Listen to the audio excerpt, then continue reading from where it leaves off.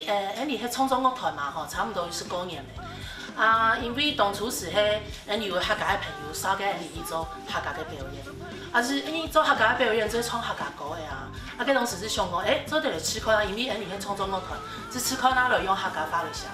他们都咩？从2013年开始的时候，开始参加伊个比赛，像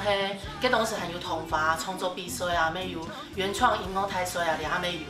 啊，像2015年的时间，还有个曹克月啊吼。其实头摆在做华语的时间吼，乐团写歌的迄可能，啊，不过就是从我开始，我们开始创作嘅客家音乐，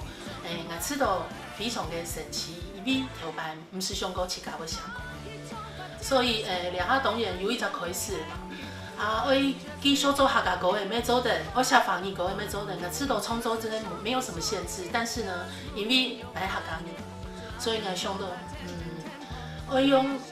像刚开始的时候写歌的，你是用华语去想你的歌词。不过写了几年下来吼，做得慢慢的用客家话来，就是去陈述你自家的故事。所以我知道，想要继续用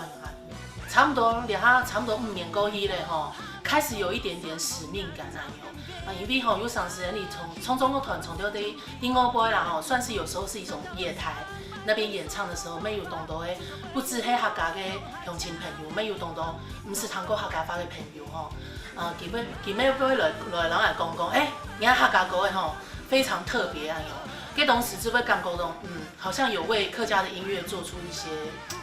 一个口碑来，因为吼，俩个客家嘅创作咩非常嘅多元，流行嘅创作来国嘅吧，所以希望你自家咩做的持续的做不同的客家流行音乐创作啊，咩希望各位朋友做得来，向下来欣赏你俩有按多么向下嘅创作。12月27号，高雄美丽岛站，今仔个能够团等你向下来探歌。